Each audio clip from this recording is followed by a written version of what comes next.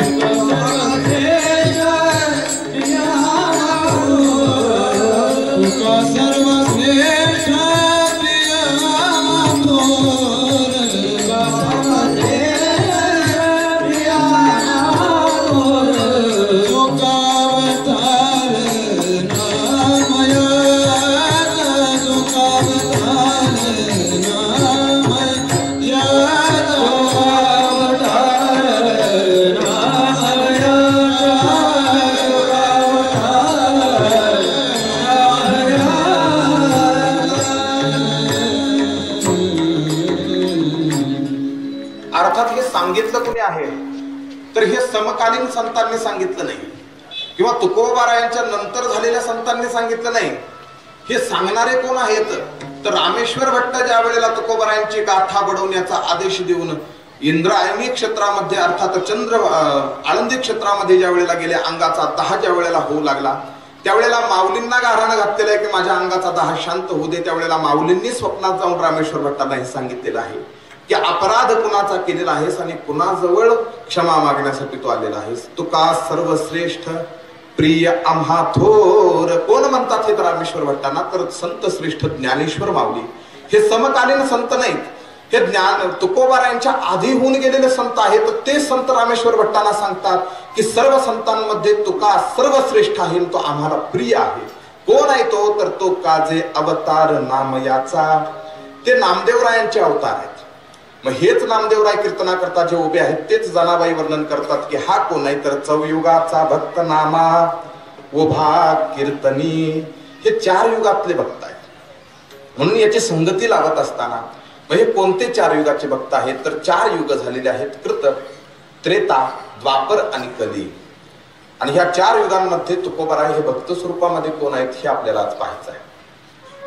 काल आपण कथा पाहिलेली आहे की अंबरीश राजाचं द्वादशी व्रत सांगता करण्याकरता दुर्वास ऋषीला निमंत्रित केलेलं आहे. पण दुर्वास ऋषीला उशीर झाल्या कारणानं मध्यान्ह काय साधता येईल म्हणून ऋषीवरांना विचारलेलं आहे की व्रताची सांगता झाली पाहिजे आणि आतिथ्य धर्मही पाळला पाहिजे, काय करता येईल?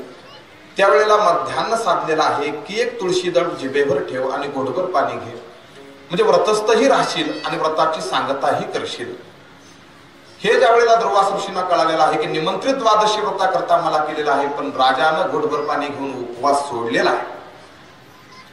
घोटभर पाणी घेऊन उपवास सोडलेला आहे. त्यावेळेला क्रोधायमान झाले आणि राजानं दुर्वास ऋषीनं राजाला श्राप दिलेला आहे की 10 गर्भवास तुला भोगावे लागतील. तरी सुद्धा राजा शरण गेला.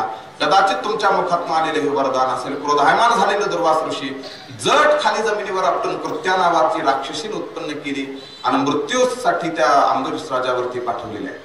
देवाचं सुदर्शन चक्र वैकुंठावरून आलेलं आहे, कृत्येचा नाश केलेला आहे आणि ते सुदर्शन चक्र दुर्वास ऋषीच्या मागे लागलेलं आहे.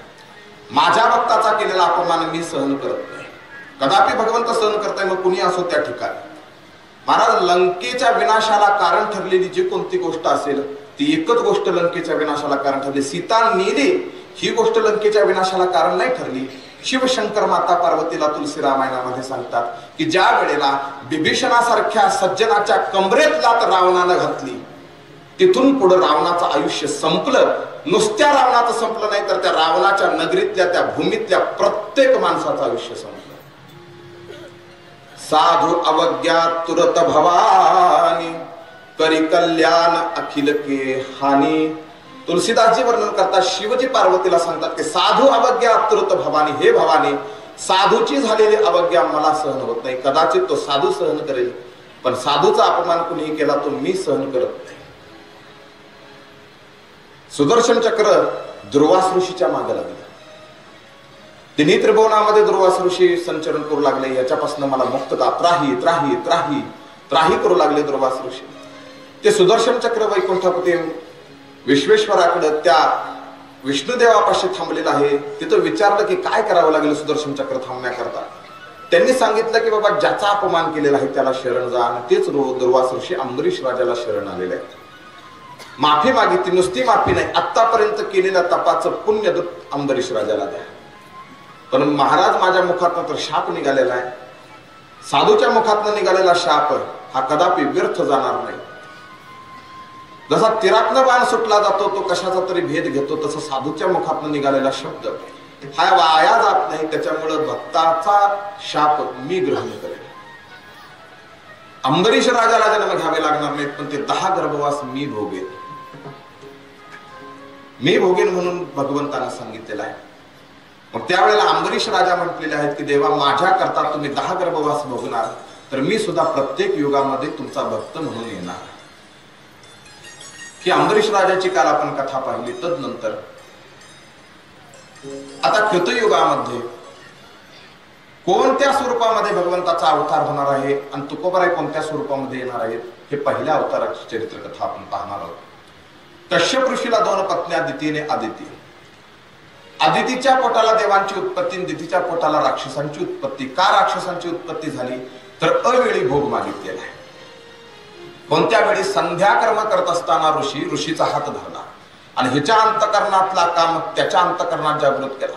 समय पाहिलेला आहे ऋषीनं की या समयी माता पार्वती शिवशंकर पृथ्वी भ्रमंती करत असतात. याच वेळेला माता लक्ष्मी प्रत्येकाच्या घरी येत असते. ह्याला या देवतेंना जर हे आपलं नीच कर्म दिसलं तर तुला जर गर्भधारण झाला तर तो होणारा गर्भ सृष्टी करता नाही, तुझ्या माझ्या करता नाही, कोणा करताच चांगला नसणार आहे. पण तरी सुद्धा कामातुरानाम भयन्न लज्जा, मत्सर उत्पन्न झाला त्याच्या मनामध्ये की नाही, मला पुत्र प्राप्ती हवी आहे आणि याच्याकरता तुम्ही माझ्यासोबत याच वेळी संघ केला पाहिजे. महाराज कश्यपासारखा ऋषी कामातुर भावनेनं, व्याकुळ झालेल्या कामातुर भावनेनं जसा पत्नीचा स्पर्श झाला त्यावेळेला दोघांचा समागम झालेला आहे आणि हे नीच कर्म भगवंतांच्या दृष्टीस पडलं आणि गर्भ जो धारण झाला तो मग आसुरी वृत्तीच्या राक्षसांचा गर्भधारण झालेला आहे. तिच्या गर्भामध्ये कोण धारण झाले, मग तेच हिरण्याक्ष आणि हिरण्यकशिपू. आणि हे आता जसे जन्माला आले तसे दिवसाला हात वर वाढतात. कोण आहेत हे हिरण्याक्ष आणि हिरण्यकशिपू? हे लोभाचं प्रतीक आहे आणि लोभ दिवसेंदिवस वाढतच जात असतो. लोभ कदापि कमी होत नसतो. हिरण्याक्षाचा अर्थ काय आहे? हिरण्य म्हणजे सोनं, अक्ष म्हणजे डोळा. सोन्यावर ज्याचा डोळा आहे तो हिरण्याक्ष आहे. आणि हिरण्य कश्यप म्हणजे काय? हिरण्य म्हणजे सोनं, कश्यप म्हणजे साठवणूक करणे. सोन्याची साठवणूक करण्याची वृत्ती ज्याच्यात आहे त्याला काय म्हटलेलं आहे? हिरण्य कश्यप. म्हणून बघा, आणि हे दोन्ही काळ आहेत. कोणत्याही ब्राह्मणाला पंचांगामध्ये जर तुम्ही विचारायला गेले की सर्पाची सोन्याची रास काय असते, तर दोघांची रास एकच येते. त्याच्यामुळे सोन्यावर जास्त ज्याचे हाव आहे ती हाव काय करत असते, तर ती हाव मग अशा नीच योनीला जन्माला घालण्यासाठी कारण ठरत असते. लोभ वाढतोय, हातभर दिवसाला लोभ वाढत चाललेला आहे. आणि त्याच्या नजरेस आता एक गोष्ट कळालेली आहे की सगळ्यात जास्त सोनं कुठं आहे, तर ते पृथ्वीच्या गर्भात आहे. म्हणून तर तिला हिरण्य गर्भ आहे म्हटलेलं आहे. पृथ्वीच्या गर्भामध्ये सगळ्यात जास्त सोन्याचा साठा आहे म्हणून पृथ्वीलाच आपण घेऊन पळावं म्हटलेलं आहे. हिरण्याक्ष सोन्यासाठी पृथ्वीला पळून घेऊन जाण्याची भाषा करतो, कारण वाढतच एवढा गेलेला महाराज. दिवसाला हात वाढत गेला. लोभ वाढत जातो. लोभ कधीही कुणाचाही कमी होत नाही. साधू वृत्तीला गेलेल्यांचा लोभ क्षमतो, पण लोभ कमी होत नसतो. लोभ दिवसेंदिवस वाढत जात असतो. कदाचित लोभ शांत झाला तर तो क्षमला जातो, पण लोभ कमी होण्याची वृत्ती अजून कोणाची नाही, तो वाढत जातो. माऊलींनाही म्हणावं लागलेलं आहे की ती मेरूही हाता आलिया, की एखाद्यानं मेरू पर्वताची उंची जरी गाठली तरी याच्याही पुढे काय आहे हे प्राप्त करण्याची इच्छा लोभाच्या अंतःकरणात असते. जैसी तृष्णा वाढली, वाढत जात असते ही तृष्णा. आणि हीच तृष्णा म्हणजे लोभ आहे. हे लोभाचे प्रतीक आहे. एक दृष्टांत सांगितला जातो पहा, की एका मनुष्याच्या हातामध्ये खोपडी होती, पात्र एक होतं. पात्र होतं त्याने भगवंताला प्रसन्न करून घेतलं. भगवंताला सांगितलं की तुला वरदान काय पाहिजे ते माग. त्याला सांगितलं की हे पात्र भरल इतकी मला संपत्ती द्या. आता भगवंतानं सगळ्या आपल्या सोन्याच्या मोहरा त्याच्यामध्ये टाकल्या तर ते पात्र काय भरेल? पात्र भरेना. मग म्हटलं सगळ्यात जास्त संपत्ती कुणाकडे आहे? तर म्हटलं मग लक्ष्मी सगळ्यात जास्त श्रीमंत आहे, माझी पत्नी, आणि तिला विनंती करूया म्हटले. मग आता लक्ष्मीच्या दारामध्ये गेला, ते पात्र घेऊन लक्ष्मीला सांगितलं की ह्याचं पात्र जोपर्यंत भरत नाही त्याच्यामध्ये त्या सुवर्ण मुद्रा टाकत राहा. आणि तिनेही पात्र पुढे केलेलं आहे. त्याच्या पुढे त्यावेळेला सोन्याच्या मुद्रा लक्ष्मी माताही जितक्या भरत राहिली, वैकुंठाची श्रीमंती संपली, पण पात्र भरायला तयार नाही. मग आता याच्याही पेक्षा श्रीमंती कुणाकडे आहे? तर धन हे कुबेराचे. धन कुणाचा आहे सगळ्यात जास्त? तर म्हणजे धनाच्या साठाचा मालक कोण सांगितलं आहे? तर तो कुबेर भगवंत सांगितलं. धनाच्या साठ्याचा अधिकारी कुबेर आहे. सगळ्यात जास्त सोनं इहलोकाच्या सोन्यावरती किंवा धनावरती सत्ता कोणाची आहे? तर ती कुबेराची आहे. कुबेराकडे जा. कुबेराच्या दारी गेलेला आहे. भगवंतानं सांगितलं मी वरदान देईल पात्र भरून, म्हणून भगवंताने याचना केली, कुबेरा तुझी श्रीमंती याच्यामध्ये घाल पात्र भरण्यासाठी. कुबेराची ही श्रीमंती रीती झाली, पण पात्र भरायला तयार नाही. भगवंताने विचारलं कारण पात्र कशाचं आहे, बघू दे जरा इकडं. तर ते पात्र ज्या वेळेला घेतलं त्यावेळेला ते पात्र उलट सुलट करून पाहिलं तर लक्षात आलं भगवंताच्या की हे पात्र नाही, हे काय आहे? तर ही मेल्या माणसाच्या मढ्याची खोपडी आहे. काय आहे ही? मेल्या माणसाच्या मढ्याची खोपडी आहे. मेल्यानंतर सुद्धा जो लोभ क्षमत नाही तो जिवंतपणे कोणाचा क्षमलेला. हेच हिरण्याक्ष आणि हिरण्यकशिपू लोभाचे प्रतीक आहे. वाढत जातात. इतके महाराज वाढलेले आहेत, हे इतके वाढलेले आहेत की स्वर्गाच्या सिंहासनाला यांनी हात घातला. स्वर्गातल्या देवाधिक दानवांना यांनी पळवून लावलेला आहे. त्रिभुवनावरती सत्ता स्थापित केलेला दिग्विजय दोघांनी मिळवलेला आहे. हिरण्याक्ष हिरण्यकशिपूंना दिग्विजय मिळवला. कशाच्या माध्यमातून मिळवला तर हिरण्याक्षानं सुद्धा तपश्चर्या केली. तपश्चर्याच्या साधनेनं दिग्विजय प्राप्त केला आणि म्हटलं आता सोन्याच्या साठ्यासाठी मला पृथ्वी आवश्यक आहे. त्या मुलांना पुढे आला का माझं सर पृथ्वी आवश्यक आहे. तिथे एक चोपदार ठेवा बरं का खाली. तुम्ही जरा लक्ष द्या महाराज.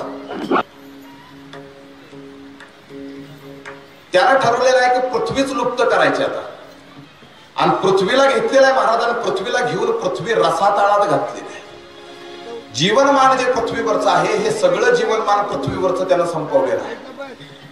रसातळाला भूमाता ज्या वेळेला गेली. आता भूमी म्हणजे कोण आहे तर प्रत्येक अवतारामध्ये भूमी ही नात्यानं भगवंताची बदल झालेली आहे. काही अवतारामध्ये सासू आहे. आता राम अवतारामध्ये पृथ्वी कोण आहे? राम अवतारामध्ये पृथ्वी सासू आहे. पण वास्तविकता भूमी कोण आहे तर हा भूमीपती सांगितलेला आहे किंवा भूपती सांगितलेला आहे. अर्थात भूमीचा पती म्हणजे भूमी कोण आहे तर ही पत्नी स्वरूपामध्ये. पृथ्वी ही कोण आहे? भगवंताची पत्नी आहे. आणि पत्नीवर ज्या वेळेला संकट आलेलं आहे संकट निवारण्याकरता भगवान विष्णू परमात्म्यानं वराहाचं रूप धारण केले. बोलिये श्री वराह भगवान की जय. बोलिये श्री वराह भगवान की जय. वराह अवतार धारण केला आणि हा धारण केलेला वराह अवतार रसातळाला घातलेली जी पृथ्वी आहे आपल्या दोन्ही दातांवरती आणलेला आहे. पृथ्वी कोण चोर घेऊन चाललेला आहे म्हणून गदा घेऊन हा हिरण्याक्ष त्याच्या मागे लागलेला आहे. हिरण्याक्षसा मागे लागलेल्या पृथ्वीला आपल्या ठिकाणी त्या सूर्यमंडलामध्ये त्यानं स्थित केलेलं आहे. पृथ्वीची भ्रमंती चालू केली आणि मग हिरण्याक्षाचं वराहाचं युद्ध झालं. घनघोर असं युद्ध झालं. गदावर गदा आपटू लागल्या आणि या युद्धामध्ये मग शेवटी भगवंतानं आपला विजय प्राप्त केला. वराहानं हिरण्याक्षाचा वध केला. हिरण्याक्ष संपला आणि हा हिरण्याक्ष ज्या वेळेला संपला त्यावेळेला मग हा हिरण्यकश्यप यानं पाहिलं भावाचं प्रेत.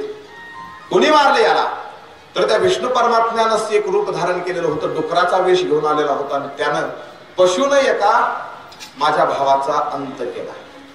विष्णूनं मारलं. त्या विष्णूला मला मारायचा आहे ही प्रतिज्ञा त्यानं केली.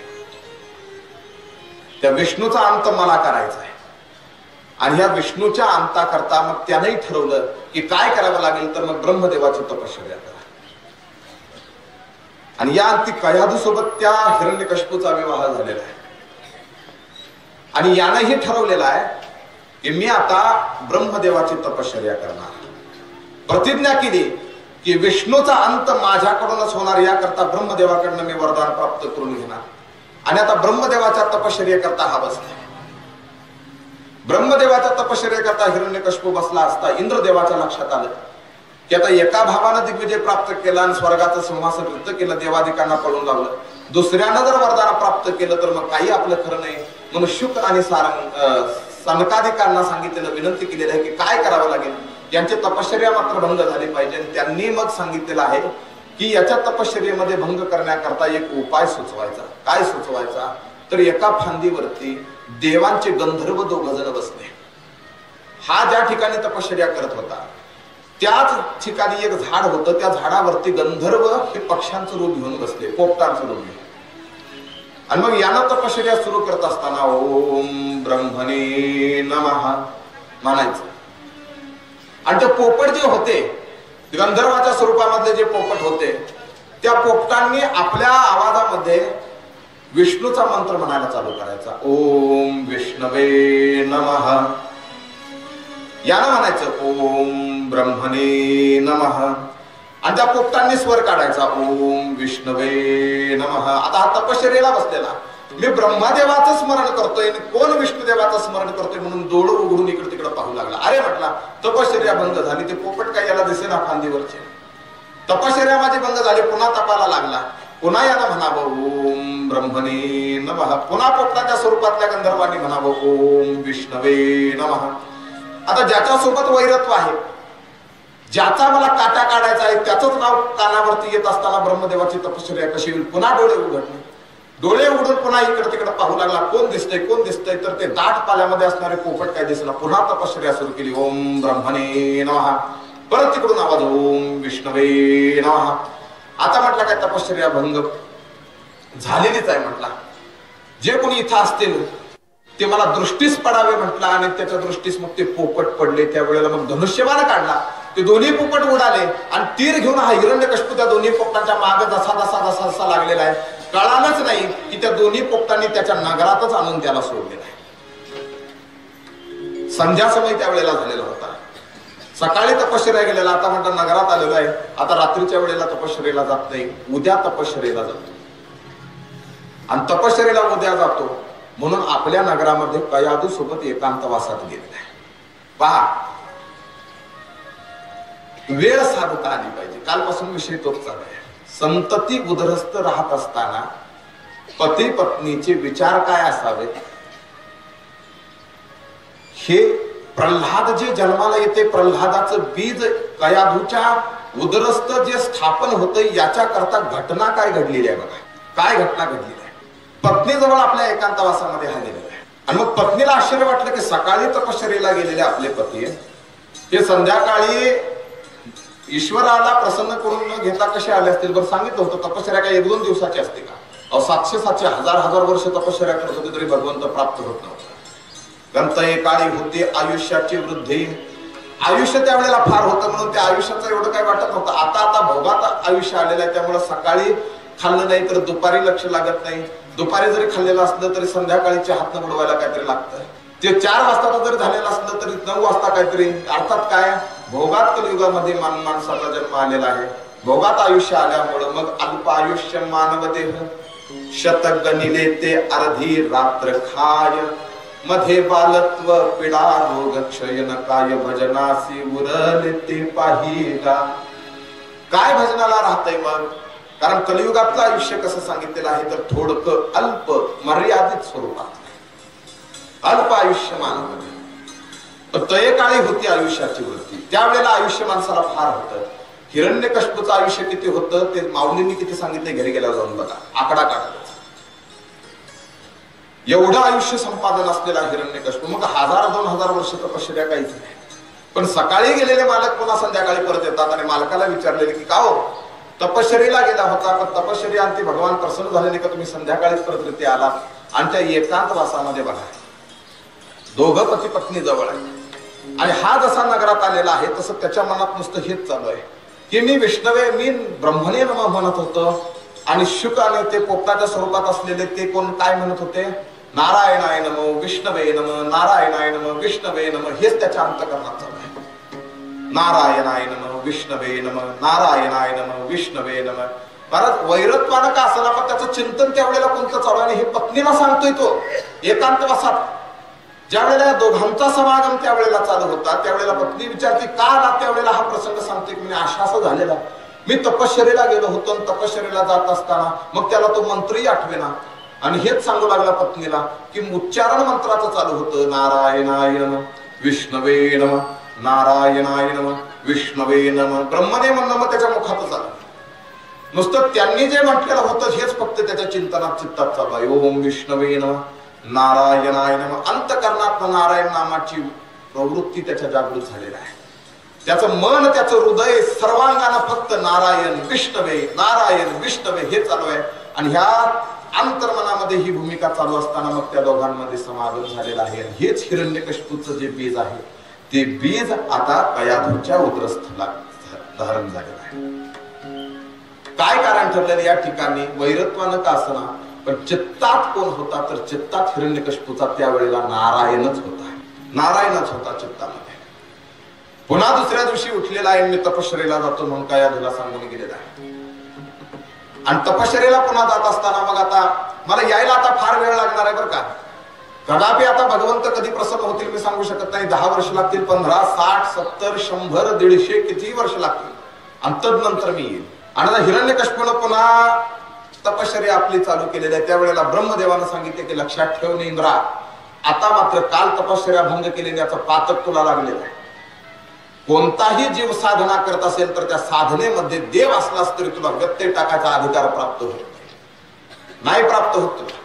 त्यामुळे आता ही चूक करू नकोस. भलत गंधर्वांना आता पाठवशील तर बघ त्याची तपश्चर्या खरी आहे का खोटी आहे हे मला पाहू दे. आणि हिरण्यकश्यपूनं तपश्चर्या चालू केलेला आहे. पुन्हा तपश्चर्येला ब्रह्मणे नमः ओम ब्रह्मणे नमः. मला तो हिरण्यकश्यपूच्या अंतःकरणाचा तो आवाज ब्रह्मलोकापर्यंत जाऊ लागला.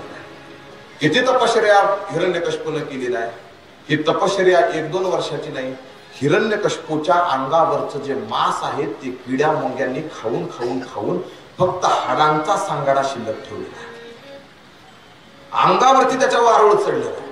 त्याच्या आतमध्ये साप विंचू किडे मुंगे खेळत खेळत खेळत त्याच्या अंगावरचं सगळं मांस संपवलेलं आहे. इतका हिरण्यकश्यपू तपश्चर्येमध्ये मग्न झालेला आहे. मग ही भक्ती नाही का भगवंताच्या प्रती? आहे की भक्ती, पण देवापुढेच आहे, इतर ठिकाणी नाही भक्ती. म्हणून तर असुर म्हटलेला आहे. म्हणून तर काय म्हटलेला आहे? म्हणून तर असुर म्हटलेला आहे. म्हणून तर राक्षस म्हटलेला आहे. जर रावण काय भक्त नव्हता का हो? महादेवाच्या सर्वगण्य भक्तांमध्ये पहिलं स्थान कोणाचं येतंय तर पहिलं स्थान रावणाचं येतंय. ज्या वेळेला महादेवाच्या पूजेला हा रावण बसलेला होता आणि हे रावण महादेवाच्या पूजेला ज्या वेळेला बसलेला आहे, महादेवाच्या पूजेला बसलेला रावण एक कमळ पूजेला कमी पडलं. 1000 कमळांचा संकल्प भगवंतावर वाहणार आहे. एक एक कमळ वाहत टाकू लागला आणि शेवटचं 999 कमळ भरले, पण एक कमळ कमी पडलं तर पूजेच्या पाटावरनं उठला नाही. का तर पूजेमध्ये व्यत्यय येईल. पूजेच्या पाटावरनं उठला नाही तर पूजा संपन्न कशामुळे होईल? पूजेचा भंग न होता पूजा संपन्न कशी होईल याच्याकरता त्यांना काय केले तर म्हटलं, देहामध्ये कमल उपमा प्रत्येकाला आहे. जसं की कर कमल, नयन कमल आणि हे शिर कमल. आता यातलं कोणतं कमल भगवंताला वाहू म्हटला तर सर्वांगाने त्याला सिद्ध केलेलं आहे की शिर कमल भगवंताला वाहतो. एक कमल पूजेसाठी कमी पडलं. या महाराज वरती या. या दोघं पण या.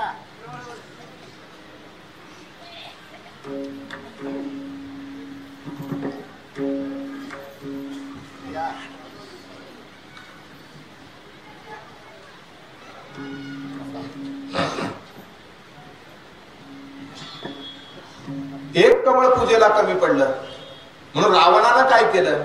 रावणानं या देहातलं शिर कमल वाहण्याचा प्रयत्न केला आणि तलवार काढली. आणि अभिषेक कशाचा केलेला आहे तर अभिषेक जलाचा नाही, पिंडीवरती आपली मानस धरली आणि भगवंताला शिर कमल वाहण्याकरता ही धड आणि मान वेगळी केली, मुंडक भगवंताला वाहिलं. ते तर शिर कमल. मग भक्त नाही का तो? आहे की भक्त? मग तरी सुद्धा राक्षस का बरं म्हटलं गेलं याला? आता हिरण्यकश्यप वारुळ अंगावरती चढलेला आहे, किड्या मुंग्याने मांस संपवलेला शरीरातलं काही सुद्धा शिल्लक ठेवलं. फक्त जी काय वाचा आहे, जे काय हाडच पुरतात, कारण त्यावेळेला हाडामध्ये माणसाचं आयुष्य होतं आणि ही हाडं फक्त ब्रह्मणे नम उच्चारण करत होते आणि ते हाडं बोलू लागले होते. एवढंच फक्त शिल्लक काय तो प्राण त्याच्या अंतःकरणात राहिलेला आहे. मग ही तपश्चर्या नाही का? ही भक्ती नाही का भगवंताच्या प्रती? आहे की रावणाची जशी आहे तशीच आहे, पण याला काय म्हणते माहिती का? याला आसुरी वेदांत म्हणते. कसा? देवा पुढंच जी भक्ती टिकून असते तिला. रावण ही भक्त आहे आणि हा हिरण्यकश्यप हे भक्तच आहे, पण यांची भक्ती कुणापुढे आहे? फक्त देवापुढे आहे. इतर ठिकाणी यांची भक्ती नाही. मग इतर ठिकाणी म्हणून तर कायच म्हटलेलं बघा, तुका म्हणे नको वर पंग देवा, घ्यावी माझी सेवा भाव शुद्ध. भाव कशाला म्हटलेला आहे की जगतामध्ये सुद्धा परमात्मा स्वरूप सर्व जगत आहे, म्हणून देवासमोर जो व्यवहार दाखवतोय तोच व्यवहार जगतामध्ये टिकून राहिला पाहिजे.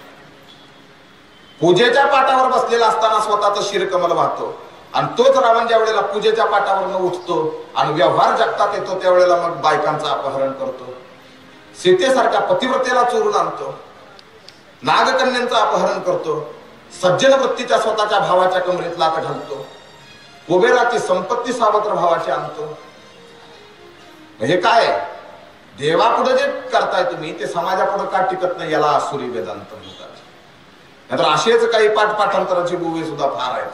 बुवा हे देवापुढेच आहेत, पण यांचं इतर ठिकाणी चालत नाही. म्हणून तुम्हाला सांगतो रे जना, आई कावे कानी आमचे नाचनी नाचू नका, जोवरी तुम्हा मागेलांची आस तोवरी उदास होऊ नका. आशा ही समूळ खलुनी काढावी, तेव्हाच गोसावी भावी तेने. तुकोबारा म्हणतात आमचे नाचणी नाचू नका. कीर्तन करता आलं, रामायण करता आलं, संत कथा करता आली, भागवत करता आली म्हणजे तुम्ही संत प्रवृत्तीला जात नाही. हे अशाच पद्धतीचे आहे. देवापुढे जी भक्ती आहे ती भक्ती समाजात टिकत नाही. हिरण्यकश्यपूची भक्तीच आहे, पण देवा करता स्वार्था करता करतोय. त्याला समाजाचं हित करावं याच्या करता भगवंताला प्रसन्न करून घेत नाही. तो समाजाचं हित ही भावनाच यांच्या अंतःकरणात आणि म्हणून असुर म्हटले. आणि या तपश्चर्या अंती मग भगवंत प्रसन्न झाले, ब्रह्मदेव प्रसन्न झालेले आहे. ब्रह्मदेव प्रसन्न झाले आणि ब्रह्मदेवानं सांगितलेलं आहे की हिरण्यकश्यप, तुझा पूर्वव्रत असणारा देह मी तुला देतोय, माग आता मी तुला काय मागायचं आहे. एवढी कठोर तपश्चर्या आतापर्यंत कुणीच केली नाही. आणि काय मागायचंय ते तुला माग. त्यावेळेला त्यानं पहिलंच वचन अमरा, मी अमर झालो पाहिजे. ते म्हणलं मागायचं कुणाजवळ मागण्यासाठी, वरदान मागण्यासाठी जो ब्रह्मदेव तुझ्या पुढे आलेला आहे, जो वरदान देणारा आहे तोच मरणार आहे. अर्थात ब्रह्म हे पद आहे, इंद्र हे पद आहे, शिव हे पद आहे. आता हे पद काही ना काहीतरी यांचे रिक्त होणारी पद आहेत. ही यांचं कार्यमाल सुद्धा कधी ना कधी अमर म्हणजे का, आता स्वर्गाचे देव अमृत पितात म्हणून अमर आहेत का ते. अमरावती म्हटलेलं आहे. अमरावती म्हणजे त्या नगरी, अमर जे त्या नगरीमध्ये राहतात त्या नगरीला अमरावती म्हटलेलं. मग हे अमर कोण, तर हे देवाधिक सगळे अमर म्हटलेलं आहे. का अमर म्हटलेलं आहे, तर त्यांनी समुद्र मंथनातनं जे निघालेलं अमृत आहे ते अमृत प्राशन केलं. देवाधिकांनी अमृत प्राशन केलं म्हणून त्यांना काय म्हटलंय, अमर म्हटलंय. आणि हे अमर झाले का मग माऊलींना म्हणावं कशाला लागलं असतं, तवती इंद्रपणाची उटी उतरे येऊ लागती माघारे मृत्यू लोका. हे जर अमर झाले असते तर माऊली कशाला म्हटले असते की इंद्रपणाची उटी सुद्धा उतरते, त्याला सुद्धा मृत्यू लोकावरती जन्म घ्यावा लागतो. तुका म्हणे जाती, तुका म्हणे जाती, पुण्यक्षय भोगती, पुण्यक्षय भोगती. ये तुका म्हणे जाती, तुका म्हणे जाती, पुण्यक्षय भोगती,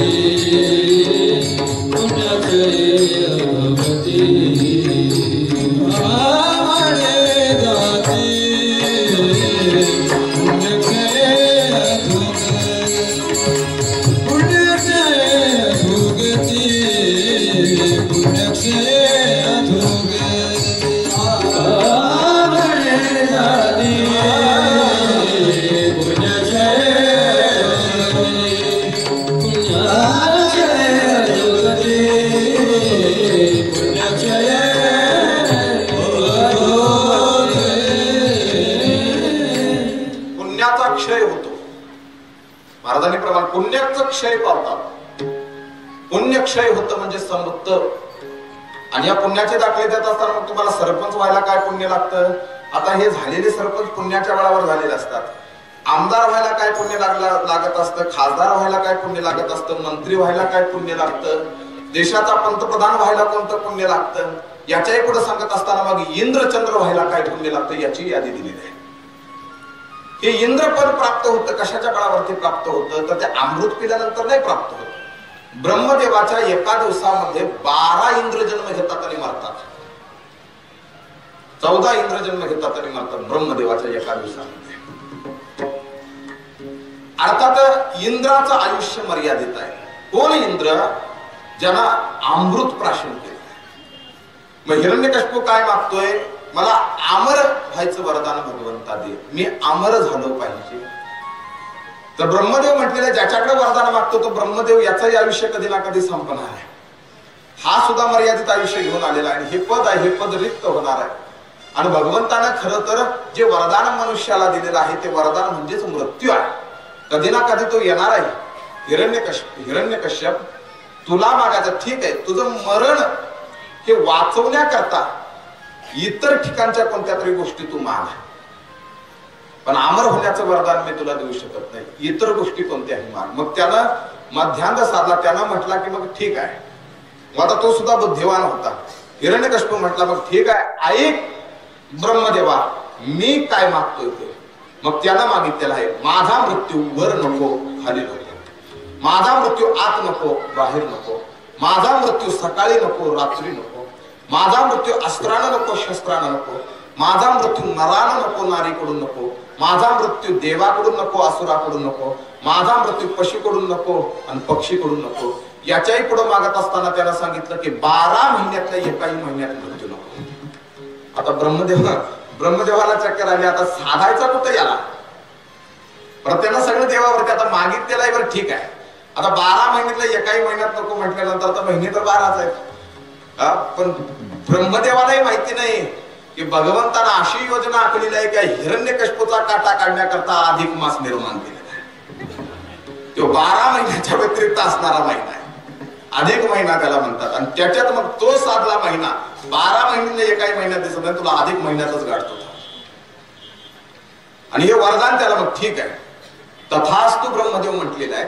आणि हा वरदान प्राप्त करून मग हिरण्यकश्यपू आपल्या नगरात आला. आणि वरदान प्राप्त झालं तसं पद याचं चढलं गेलं बघा. पद आणि मद, पद ज्या वेळेला चढलं जातं त्या पदाच्या कोपऱ्यात जर शून्य लावला, पला कोपऱ्यात जर शून्य लावला तर ते शून्य म्हणजेच अहंकार असतो. आणि त्या पचा काय होतो? म होतो. जसं धचा महा, धारावीचं काय झालं पेशव्यांच्या काळात? मारावे. काय केला? शून्य टाकला फक्त तिथं. तसा हा काय आहे? अहंकार आहे. पच्या कोपऱ्यात शून्य टाका, त्याचा होतो म. पद याचं रूपांतर मदात होतं. मद जागृत झाला, माझ्याशिवाय श्रेष्ठ कोण नाही म्हटला. आणि मग नाव घेऊ नये दे देवाचे हे ब्रीद हिरण्यकश्यपूचे. इहलोकामध्ये त्रिभुवनामध्ये कुणी सुद्धा देवाचं स्तवन करायचं नाही, देवाची पूजा अर्चा करायची नाही, देवाचा पाठ करायचा नाही, देवाला यज्ञामध्ये आहुती टाकायची जर तुम्हाला असली तर त्यावेळेला हिरण्यकश्यपाय नमः म्हणायचं. माझी प्रतिमा प्रत्येकाच्या देवाऱ्यात असली पाहिजे. हा कायदाच काढला हिरण्यकश्यपूने. सगळं विसरला. कुणी वरदान दिलं, कशा करता दिलं, काय केलं? मीच सर्वश्रेष्ठ. इहलोकामध्ये माझ्याशिवाय इतर कोणी श्रेष्ठ नाही म्हटला. कायदा हिरण्यकश्यपूने काढला, सगळीकडे तो कायदा अंमलबजावणीत आणला गेला. जो या कायद्याची अंमलबजावणी करत नाही त्याचं मुंडक धडासहित वेगळं केलं. ज्याच्या देवाऱ्यामध्ये शाळीग्राम आहे तो शाळीग्राम सगळा यानं काढला महाराज. काही ठिकाणी तरी एका कुंभाराच्या घरामध्ये हिरण्यकश्यपू गेला तर कुंभार पूजा करत होता, त्या शाळीग्रामाची पूजा करत होता. तुझा शाळीग्रामच ठेवत नाही म्हणतात. तोच शाळीग्राम हिरण्यकश्यपूने गिळला, भगवंतालाच गिळला याने. आणि त्याचं मस्तक धडा वेगळं केलं. एवढा अनाचार, एवढा अत्याचार या हिरण्यकश्यपूने माजवला. देवाची पूजा करायची नाही, पूजा करायची झाली तर ती पूजा कोणाची करायची? माझी पूजा करायची, इतरांची पूजा करायची नाही. आणि मग त्याच वेळेला पहा, इथं मध्ये एक गोष्ट घडली गेली की हा ज्या वेळेला तपश्चर्येला होता ना, हा तपश्चर्येला ज्या वेळेला प्राप्त होणार होता, तपश्चर्या ज्या वेळेला चालू केली त्या वेळेला याची या पत्नीमध्ये त्याचं बीज पडलं गेलं, ती गर्भस्थ होती. हे इंद्रदेवाला कळालं होतं. इंद्रदेवाला कळालं की या हिरण्यकश्यपूचं बीज वाढतंय. आता काय करावं? या बीजाचा नाश करण्यासाठी आता राक्षसाचं बीज कसं असणार आहे म्हटला. या बीजाचा नाश करण्यासाठी हिरण्यकश्यपूचं रूप घेऊन कयाधूजवळ गेला. कयाधूजवळ गेलेला आहे. तिलाही प्रश्न पडला की का हो, कालच तर तपश्चर्येला गेले होते तुम्ही, पुन्हा आज परत आले नाही. म्हणजे एकाच दिवसात तपश्चर्या आणि ब्रह्मदेव प्रसन्न झाले. स्वर्गाचं बघ, हे विमानच आपल्या ताब्यात दिलेलं आहे. हे इंद्राचं विमान आहे म्हटलं. हा बघा ऐरावत हत्ती. आता आलेला कोण होता? इंद्रच होता तो. हा बघ म्हटला ऐरावत हत्ती. इंद्रावरती मी ताबा मिळवलेला आहे म्हटला. चल तुला स्वर्ग दाखवून आणतो. आणि त्या गर्भस्थ असलेल्या हिरण्यकश्यपूच्या पत्नीला कयाधूला त्यानं ऐरावतावर बसवलेला आहे. आणि तो इंद्र स्वर्गारोहणाला चाललेला आहे. त्या प्रसंगी बघ इंद्रानं आपलं खरं रूप धारण केलं. आणि ती कयाधू हाहाकार त्रिभुवनात त्राही त्राही करू लागली की दृष्टा, ही तुझी करणी आहे का? माझ्या पतीचं रूप घेऊन येतोस, तपश्चर्येला माझा पती गेलेला आहे, त्याचं तप साध्य जोपर्यंत होत नाही माझा पती तुला सोडणार नाही. म्हणून सोडण्यासाठी त्या ठिकाणी त्याचा बंदोबस्त कसा करायचा ते करतो, पण तुझ्या अंतःकरणात जे त्याचं बीज वाढतंय ते पहिल्यांदा सांगतो. त्राही त्राही करू लागली काय अजून. त्याच वेळेला मग नारदानं हे दृश्य पाहिलं. संतांच्या नजरेत हे दृश्य पडलं. पाहिलं की ऐरावतावर महिला ओरडते. कोण आहे ही? इंद्रायणी आहे का? तर पाहायला गेला इंद्रपत्नी नाही तर हिरण्यकश्यपूची पत्नी कयाधू आहे. कयाधू, तुम्ही ऐरावत रत्नावरती काय करताय? तर हा इंद्र मला चोरून घेऊन चाललेला आहे. कशा करता? तर मला नुसतं मारत नाही तर माझ्या गर्भातला नाश करण्याकरता, गर्भहत्येचं पातक करण्याकरता हा चाललेला आहे. हे ज्या वेळेला लक्षात आलं त्यावेळेला नारद ऋषीने सांगितलं की इंद्रा, उंचावरती राहतोस आणि एवढं नीच कर्म करतोस. कुठाय वास या इंद्रदेवाचा? या इंद्रदेवाचा वास कुठं आहे? तर इंद्रदेवाचा वास स्वर्गात आहे. स्वर्गात म्हणजे कुठं? तर उंचावरती वास आहे याचा. आणि उंचावरती याचा वास असून किती नीच कर्म आहे, किती नीच कर्म तर गर्भवतीची हत्या करतोस. एक गोष्ट लक्षात ठेव इंद्रा, ब्रह्महत्येच्या पातकाला प्रायश्चित्त सांगितलेलं, पण कदाचित हिच्या गर्भात असलेलं जे भ्रूण आहे, ही भ्रूण हत्येला शास्त्रामध्ये कोणत्याही प्रायश्चित्त सांगितलेलं नाही. लाख ब्रह्महत्येला, करोडो ब्रह्महत्येला प्रायश्चित्त आहे, पण एका भ्रूण हत्येला प्रायश्चित्त नाही. म्हणून ज्यांनी ज्यांनी गर्भ पाडलेले आहेत ना, कथा कीर्तन नुसती याच्याकरता ऐकलं, इथल्या इथं सोडून द्यायच्या गोष्टी नाहीत. या मंडपात जे ऐकलेलं आहे ते अंतःकरणात आपल्या धारण केलं पाहिजे, त्या पद्धतीनं जीवन जगलं पाहिजे, नाही तर यायचं नाही. इथं भ्रूण हत्येला पातक शास्त्रामध्ये नाही, ब्रह्म हत्येला पातक आहे, पण भ्रूण हत्येला शास्त्रात पातक नाही. ज्यांनी ज्यांनी गर्भात मुलगी आहे हे समजून गर्भ पाडलेले आहेत आणि ती जर मंडपात बसलेली असतील ना, तर तुम्ही 7 दिवस नाही, आयुष्यभर नाही, आतापर्यंत येणारे कितीतरी पुढचे जन्म परमार्थ करा, तुमच्या परमार्थाला त्यांनी प्रायश्चित्त शास्त्रात दिलेलं नाही. अधोगती, फक्त अधोगती ज्यांच्याकडनं भ्रूण हत्या घडलेली आहे.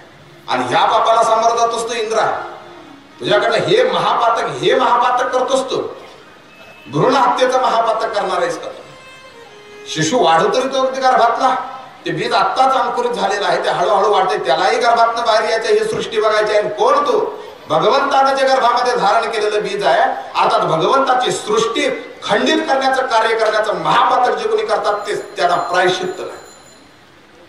पाहू दे त्याला हा सृष्टीचा व्याप, पाहू दे भगवंताची त्याला सृष्टी. तू निर्माण केलेला देह नाही तो देह. कोण वाढवतंय तिच्या गर्भामध्ये? महाराज तिला सुद्धा माहित नाही पोटात मुलगा आहे का मुलगी. आपण म्हणतो आई वाढवते, आई जर वाढवत असते तर डोहाळ मुलीचे लागल्यात का मुलीचे लागल्यात हे आईने सांगितलं असतं. कोण वाढवतंय? हा वाढवणारा तो आहे. हे भगवंत सगळं करतोय. आणि काय अधिकार आहे तुझा त्याची हत्या करण्याचा?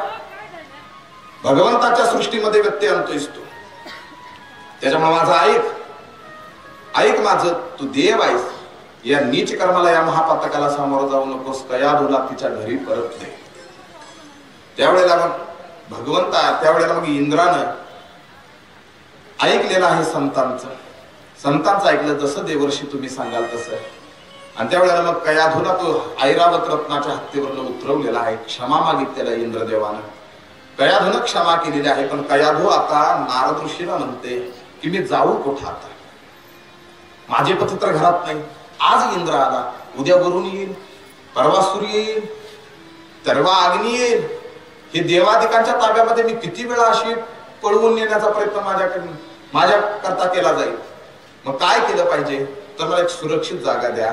तर नारद ऋषीने सांगितलेलं आहे सुरक्षित जागा हवी आहे ना, ठीक आहे, मी तुला माझ्या आश्रमात नेतो. त्यावेळेला नारदाला शाप प्राप्त नव्हता. नारदानं काय केलं तर नारदानं आपल्या आश्रमामध्ये कयाधूला नेला. आपल्या आश्रमामध्ये नारदानं कयाधूला नेलेलं आहे.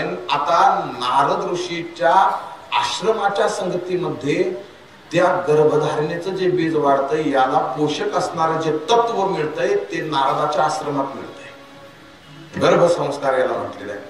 नारद ऋषीचं भजन अखंड चालणार, त्या नारायणाचा जाप हा कायम स्वरूपी तो गर्भस्थ असणारा शिशु तो स्तवन करतोय.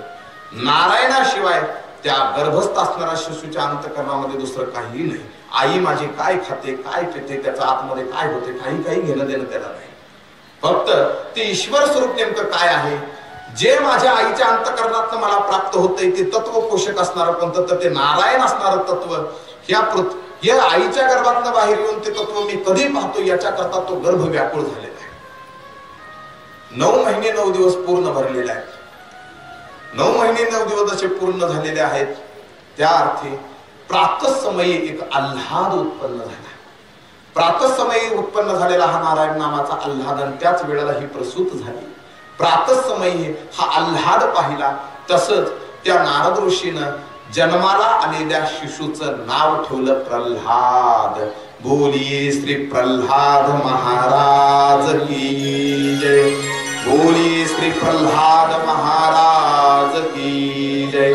भक्तराज प्रल्हाद की जय. हेच जगद्गुरु तुकोबार आहे, पहिल्या अवताराला आलेले. कोण? भक्त प्रल्हाद स्वरूपात असणारे. हे भक्त प्रल्हाद स्वरूपातले कोण आहेत तर हेच जगद्गुरु तुकोबार आलेले आहेत. प्रातःसमयी उत्पन्न झालेला आल्हाद म्हणून सहज मुखातनं नाव आलं. प्रातःसमयी आल्हाद प्रल्हाद. प्रल्हाद नाव मुखातनं आलेलं आहे आणि सगळ्यांनी आता जयघोष केलेला आहे. भक्तराज प्रल्हाद की जय. देवादिकांनी पुष्पवृष्टी केलेली आहे कारण नारदाच्या आश्रमामध्ये राहिलेला हा असुर वृत्तीचा नसणार आहे म्हणून भगवंतांनी पुष्पवृष्टी केलेली आहे प्रल्हाद जन्म प्रसंगाला. आणि आता त्या मुलाला थोडं वाढवू दिलेलं आहे. तोपर्यंत मग याला वरदान मिळालेलं होतं. तोपर्यंत हा आपल्या नगरात आलेला होता. शिशु जसा मोठा झाला तो चालण्यायोग्य झाला. तदनंतर नारद ऋषीनं त्या प्रल्हादाला आणि कयादूला घेऊन हिरण्यकश्यपूच्या नगरामध्ये दाखल झाला. तत्पूर्वी कुठं गेली माझी कयादू, कुणी नेहली पळवून, काय झाला प्रकार सगळा इंद्रदेवाला. मग त्या कारणे इंद्राचं सिंहासन रिक्त केलं. देवादिकांचा त्यानं छळ चालू केला. सगळं केलं पण इंद्रदेव याचा काही दोष नाही कारण त्यानं ही स्वाधीन कोणाच्या केलेली आहे तर नारद ऋषीच्या स्वाधीन केली. नारद ऋषीनं कयाधूला मग आणलं. नुसता नारद ऋषी कयाधूला घेऊन आलेले नाहीत तर कयाधू सोबत हिरण्यकश्यपूच तो पुत्र असणारा प्रल्हाद हा सुद्धा आणलेला आहे. राजाला सांगितलेलं की राजा माझ्या आश्रमामध्ये ही होती आणि हा जन्माला आलेला तुझाच पुत्र आहे. हे दुसऱ्या कोणी सांगितलं असतं तर हिरण्यकश्यपूचा विश्वास पडला नसता. पण संताची पायी हा माझा विश्वास. आता ते नारद ऋषी जे पात्र आहे ना महाराज, व्यासपीठावर बसून काही काही बुवा ह्या नारद ऋषीलाच काही ना काही ते तोंडात येईल त्या पद्धतीनं भाषा वापरतात. नामदेवरायांचं जे प्रमाण आहे खेड्या प्रकरणातलं ते चाली लावून लावून काही जण म्हणतात. पण हे नामदेवरायांचा अधिकार आहे ते म्हणण्याचा, त्यांना आपला अधिकार नाही. तो नारदाच्या गादीवरच उभं राहून नारदाला अपशब्द वापरणं किंवा मग त्याला कळीचा म्हणणं किंवा काय म्हणणं. नारद हे पात्र महाराज देव ऋषी म्हटलेलं आहे त्यांना, देवांचे असणारे ऋषी. आणि ही परंपरा आपण कोणाची म्हणतोय तर ही कोणाची परंपरा आहे तर त्या नारद ऋषींची चालत आलेली परंपरा. ते फिरतं छत्र होतं, जाईल त्या ठिकाणी फक्त कल्याण करणं. मग ते आपल्याला जरी त्यांचा वाद दिसत असला तरी सुद्धा त्या वादातनं काय उत्पन्न होत होतं तर त्या वादातनं एखादी चांगलीच घटना समाजाला अनुकूल असणारी उत्पन्न होत होती. आणि हे नारद ऋषीचं कार्य आहे. आणि तिन्ही त्रिभुवनामध्ये नारद ऋषींना वंदन करत होते. कंसाच्या दारात जरी गेले तर कंस नारदाचं पाद्यपूजन करतोय. रावणाच्या नगरात जरी गेले तर रावण नारदाचं पाद्यपूजन करतोय. मानवांच्या घरात गेला मानव सुद्धा नारदाचं पाद्यपूजन करतात. देव करतात यात नवल नाही. पण राक्षसांच्या इथं गेल्यानंतर सुद्धा सन्मान आहे. माझ्या पत्नीला सुखरूप ठेवल्याबद्दल आणि माझ्या मुलाला या समाजात तुम्ही आणल्याबद्दल नारद ऋषीचं पाद्यपूजन केलं, यथोचित नारदाचा सन्मान केला. आणि मग आता मी असुर आहे, माझा मुलगा सुद्धा आता असुरी प्रवृत्तीनं जागृत झाला पाहिजे. आपल्याला या दोघांना मिळून आता प्रल्हाद तुला आणि मला मिळून त्या विष्णूचा काटा काढायचा आणि याच्याकरता तुला मग आसुरी विद्येचं शिक्षण देणं गरजेचं आहे. म्हणून शुक्राचार्य, दैत्यांचा गुरु शुक्राचार्य याची दोन मुलं षंड आणि आमर्क या दोघांजवळ पाठवलं. याला शिकवा. काय शिकवा याला? हाना, मारा, झोडा, तोडा, फोडा. याच्या व्यतिरिक्त काही शिकवायचं नाही. तिथं काय मग तो नामावली घ्यायची किंवा तो गाथेचा पाठ घ्यायचा किंवा ज्ञानेश्वरी तिथं किंवा ते अभंग पाठांतर असा तसा विषय नाही. काय शिकवायचं याला? षंड आमर्कांना सूचना दिलेली आहे. काय शिकवायचं तर हाना, मारा, झोडा, तोडा आणि फोडा. याच्या व्यतिरिक्त याला काय शिकवायचं नाही. षंड आमर्कांना आपल्या गुरुकुलात त्याला घेतलेला आहे. आणि हे शिकवत असताना मग प्रल्हाद म्हणू लागला की असं तर काय मी गर्भात शिकलो नाही. हाना, मारा, झोडा, तोडा, फोडा हे काय म्हणे? ही मानवाची कृत्य नाही. म्हणजे आपण मानव नाहीच की मग कोण आहे आपण? आपण राक्षस आहोत. राक्षस म्हणजे कोण असतं? आता राक्षस म्हणजे कोण नेमकी हा प्रश्न आहे का नाही? राक्षस म्हणजे तो ते टीव्ही दाखवल्याप्रमाणे मग ते शिंग घेऊन उत्पन्न झालेले मग त्यांची ती पिळदार मिशीन ती काळी दिसतात त्यांना राक्षस म्हणायचे का? मग इथं पिळदार दिशेची कितीतरी माणसं बसलेली मला दिसतात. मग ते राक्षस आहेत का? रामायण महाभारत आपण बघितलं त्याच्यामध्ये राक्षस कसे दाखवल्यात. आता रावण पाहिला तर रावण कसा दाखवलाय? अशी पार अशी जाडजोड मिशी त्याला हित्ता असा पिळ घातलेला आहे त्याला. मग पिळदार मिशीचा राक्षस आहे का? बरं काय काय ठिकाणी मग हितनं शिंग निघालेले आहेत त्याला. ते महिषासुर वगैरे हे राक्षस आपण पाहिले. मग त्यांना राक्षस म्हणायचं का? किंवा जे काळी दिसतात ती राक्षस आहेत का? मग तसं तर विटेवरचा पांडुरंग परमात्मा यालाही राक्षसच म्हणावं लागेल. नाही. मग राक्षसाची व्याख्या काय आहे तर पुन्हा रामायणात प्रवेश करावा लागेल की हाच प्रश्न माता पार्वतीनं शंकर परमात्म्याला विचारला की प्रभू राक्षस कुणाला म्हणायचं? कोण राक्षस आहे? हेच प्रल्हाद विचारतोय की आपण मानव नाही तर आपण कोण आहे? तेच षंड आमर्क सांगतात आपण राक्षस आहे. राक्षस म्हणजे कोण तर ऐका, बाढे खल बहु चोर ज्वारी, जे लंपट परधन पर नारी, मानी नहीं माता पिता नहीं देवा, साधन सन करवा वही सेवा, जिनके यह आचरण भवानी, तेह जाने वो सब निशिचर प्राणी. काय काय सांगितलं राक्षस प्रवृत्तीची? बाढे खल म्हणजे दुष्ट, बहु चोर चोरी करणारा, आणि जुवारी म्हणजे जुगार खेळणारा. कोण राक्षस आहेत? चोर, खल दुष्ट, जुवारी जुगार खेळणारा. बाढे खल बहु चोर जुवारी, जे लंपट कशा करता? परधन पर नारी, परधन दुसऱ्याच्या धनावरती आपला हक्क गाजवणारा. बांध कोरून कोरून आम्ही जमिनी वाढवल्या हो. घरात जाऊन हिशोब लावा, आपण माणसं आहे का राक्षस आहे? आपली उत्पन्न, आपल्यातर्फे उत्पन्न झालेली मुलगी, आपल्यातर्फे उत्पन्न झालेली मुलगी ही आपली नसते. ही मुलगी सुद्धा दुसऱ्याचा ठेवा सांगितलेला आहे. आणि जमिनी करून तुम्ही बांध करून जमिनी वाढवता. कुणाकरता वाढवता? मागच्यांकरता वाढवता. बरं, मागच्यांकरता वाढवलं, तुम्ही मेल्याच्या नंतर तुमचे फोटो घरात त्याच्यावरती किती धूळ बसलेली आहे हे जाऊन जरा बघा. ज्या आजापंजाची आपण जमीन खातवली त्याच्या फोटोवर किती धूळ आहे हे जाऊन जरा बघा. जे लंपट परधन पर नारी, दुसऱ्याच्या धनावरती जे लंपट आहे, परधन पर नारी म्हटलेलं आहे. दुसऱ्याच्या नारीवरती जे आपला हक्क गाजवतात, इतर स्त्रीवरती जे काम भावनेनं दृष्टी ठेवतात, हे सगळे कोण आहेत? पुढे सांगत असताना सांगितलेलं आहे, जे परधन पर नारी, मानी नाही माता पिता, जे आई वडिलांचा सांभाळ करत नाहीत आणि जे आई वडिलांना देव स्वरूपात मानत नाहीत. मानी नाही माता पिता नाही देवा. देव, माता आणि पिता. नाहीतर काही काही जण असेही वारकरी आहेत महाराज की 15 दिवसाला आळंदी पंढरपूरला खेट घालतात, पण घरात यांचे आई बाप भाकरीला महाग झालेले असतात. यांच्या करता तो पांडुरंग परमात्मा समाधी म्हणजे काय आहे? ती दगडच आहे यांच्या करता. तीर्थाला जातात, पण तीर्थाला गेल्यानंतर यांना वाटतं की बाबा घरातलं कसंही होते, पण घरातली कर्म त्यागून तीर्थ करून उपयोग नाही. तीर्थामध्ये काय आहे? सज्जनाच्या वृत्तीत जो परमार्थ प्राप्त होतो तो तीर्थाला गेल्यावर प्राप्त होत नाही. यांच्या करता तीर्थाला काय आहे तर तीर्थी, धोंडा, पाणी. साधू सांगतात हे काय मनचे दाखले नाही का गोळ्या संपलेल्या नाहीत महाराजाच्या. हे संतांनी सांगितलेले वचन आहेत. तीर्थात काय आहे? भाव शुद्ध नसेल आणि समाजामध्ये तुम्ही जर देव स्वरूपामध्ये इतरांना पाहत नसाल तर तीर्थाला जाऊन तुम्ही दगडाला देव काय बघणार? तुम्ही दगडाला देव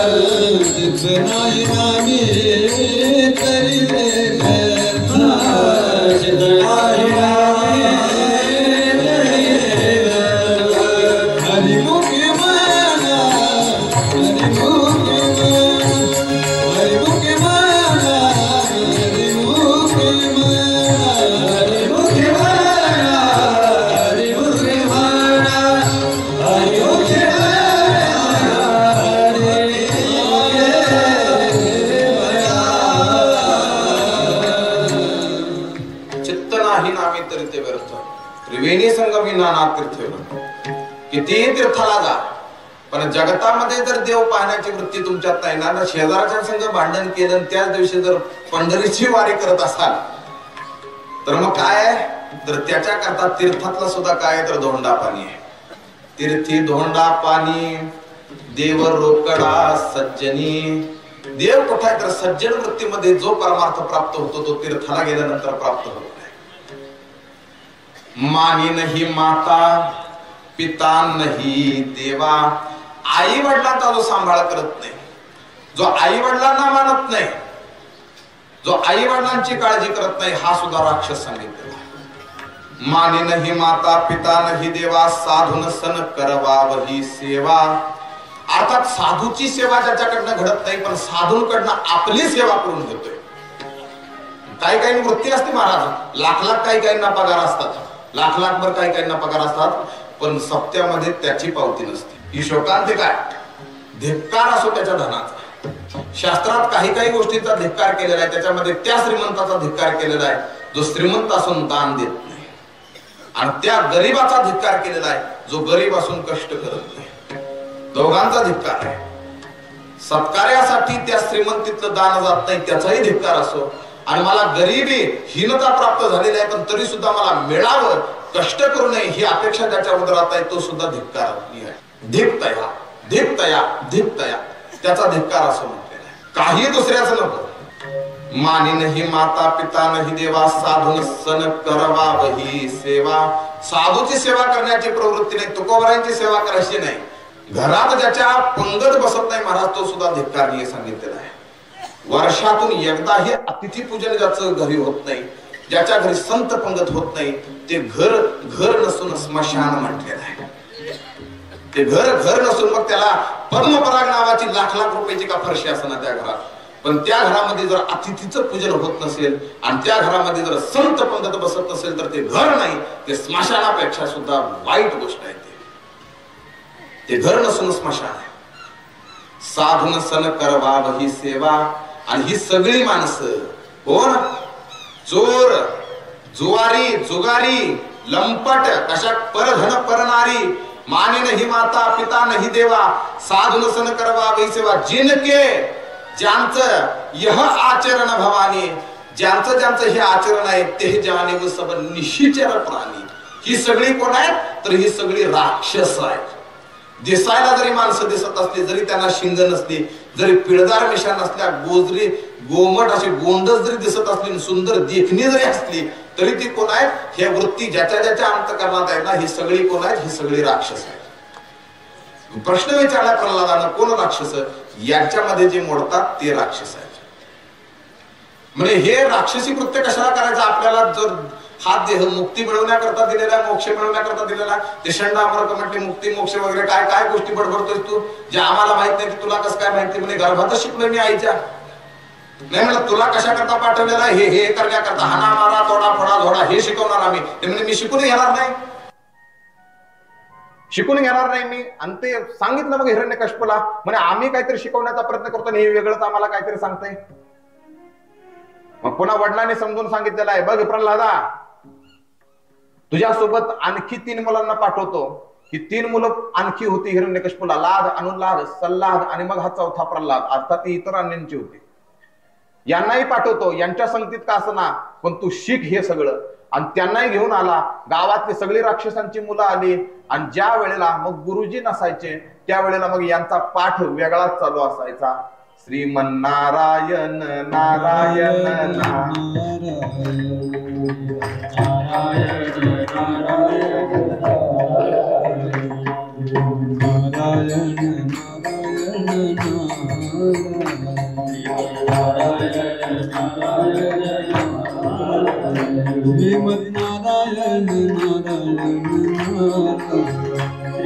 सगळ्या राक्षसांच्या मुलांना प्रल्हादाने एकत्रित केला. म्हणजे हे शिकायचं नाही रे आपल्याला. आपल्याला मोक्ष मुक्ती सायुज्यता हे प्राप्त करून घ्यायचे असेल तर भगवंताला अनन्य भावानं शरण गेलं पाहिजे. माझ्यासोबत तुम्हीही त्या भगवंताचं नाव घ्या.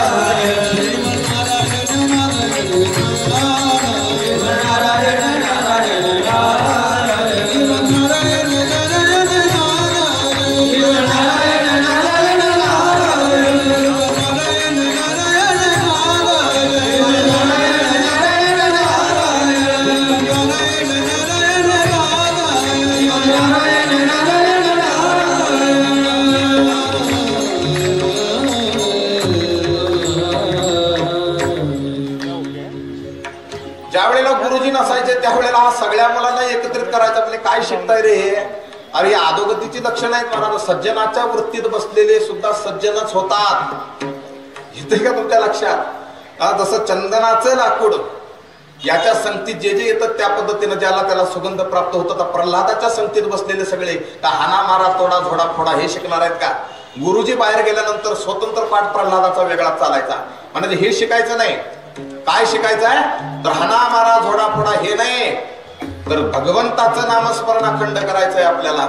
त्या देवाला आपल्याला अनन्य भावानं शरण जायचंय. माझ्यासोबत तुम्ही सुद्धा त्या भगवंताचं नाम उच्चारा, तुमचं कल्याण होईल. आणि या भावनेनं मग आता सगळे नाव उच्चारू लागलेले आहेत. आणि गुरुजी आले बघतात तर काय आता नाव घेऊनही देवाचे ही प्रीत हिरण्यकश्यपूचे. आता ते गावातल्या सगळ्यांना मारतय.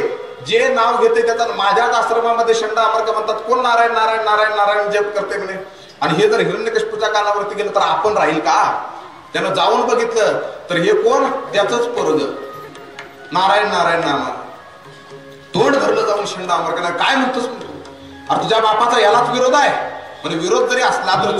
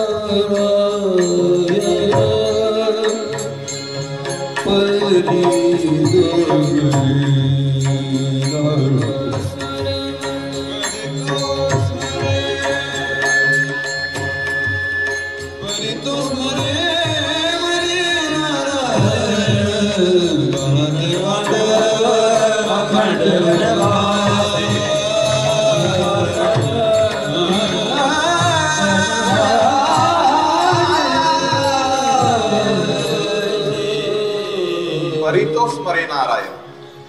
किती जरी त्रास झाला तरी नाही, ते विरोध करत असतील तरी ते चुकीचं आहे.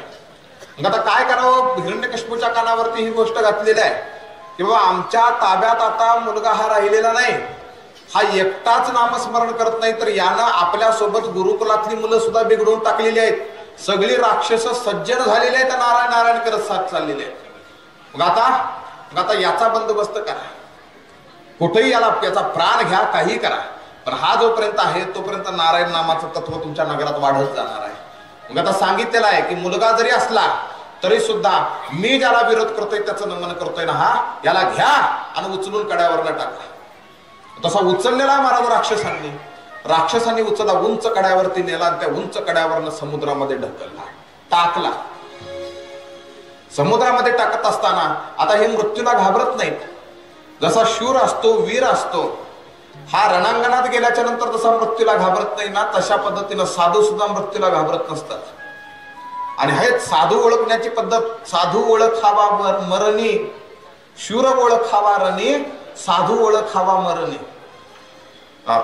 मरण आलं तरी काही त्यांचं बिघडत नाही, चित्तात सदैव भगवंतच. कारण हा देह येणार आहे, जाणार आहे, काही घेणं देणं नसतं. इथपर्यंतच होता, आतापर्यंत होता, संपला म्हणायचं, पण जे अंतकरणातनं भगवंत आहे त्या भगवंताला दूर टाकायचं नाही. समुद्रात पडले तरी भगवंतांना आपल्या करकमलानं वर आणला. पुन्हा नगरामध्ये आला आणि वर्ण खाली टाकला तरी हा मरत नाही, हत्तीच्या पायाखाली द्या. हत्तीच्या पायाखाली दिला, हत्तीला तो सिंह भासला, हत्ती गर्जना करत पळाला. सर्पांच्या कोथडीत टाकायला विषारी असणारे सर्प जसे जसे त्या प्रल्हादाच्या जवळ आले आणि प्रल्हादाच्या अंगाला महाराज वेटळ घालू लागले, भक्ताच्या अंगाला विषारी असणारे सर्पास काही परिणाम झाला नाही. मग प्रत्यक्ष आता कयाधूला बोलवलेला बरं का, आईला प्रत्यक्ष बोलवलेल्या हिरण्यकश्यपूने सांगितलेले, सांग तुला सर्वाधिक तुझा पतिव्रत धर्म श्रेष्ठ वाटतो का पुत्र धर्म श्रेष्ठ वाटतो? कोणता धर्म तुला श्रेष्ठ वाटतो सांग. पतिव्रत धर्म जर तुला श्रेष्ठ वाटत असेल तर तू तुझ्या हातानं तुझ्या मुलाला विषारी दूध पाजायचं. आमच्याकडनं मरत नाही.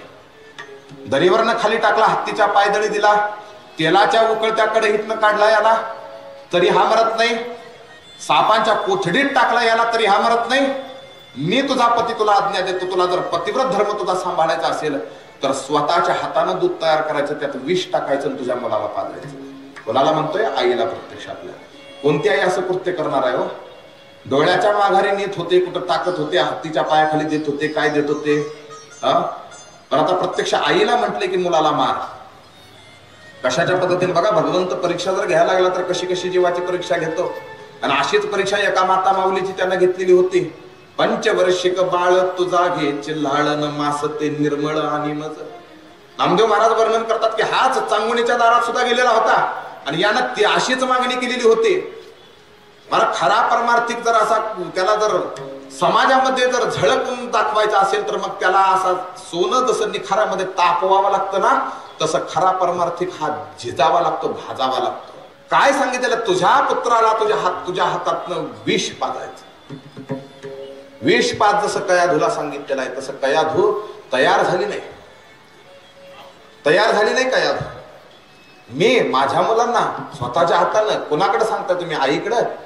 महाराज, आई हे जगातलं असं पात्र आहे की निस्वार्थी भावनेनं जगातलं कोणतं पात्र प्रेम करत असेल तर त्या पात्राचं नाव आई म्हटलेलं आहे. 1-2 मिनिटाचा फक्त दृष्टांत तिथून कथा पडून येऊया. हा विषय आलेला आहे म्हणून, कारण कथा भावानं चाललेली आहे. कथा कोणत्या शास्त्र पुराण वेद वगैरे ह्या सगळ्या गोष्टीचं पण हा भावामृत आहे. आणि भाव अंतकरणात उत्पन्न झाल्याशिवाय अंतकरणापर्यंत कथा जात नसते. आईला प्रत्यक्ष विष द्या म्हणजे कोणती आई तयार होईल. उलटा आई काय असते एका दृष्टांतात आमचे गुरुवर्य रामायणाचार्य रामभाऊ ढोक महाराज सांगतात एक दृष्टांत की दरी मध्ये खडक फोडायचं काम एक माता माऊली करत असते. तिचा एक 4 महिन्याचा बालक असतो. गरिबीचे दिवस आहेत. 4 महिन्याचा बालक असताना सुद्धा यांना धोंडा फोडावा लागतो. अशा समाजामध्ये काही अजून सुद्धा माणसं आहेत. झोळी मिळाली नाही कुठं झाडाला अडकवण्यासाठी म्हणून तिनं दगडावरती आपल्या त्या 4 महिन्याच्या बालकाला उन्हात तळपत ठेवलं. दोघही पती पत्नी खडी फोडू लागले.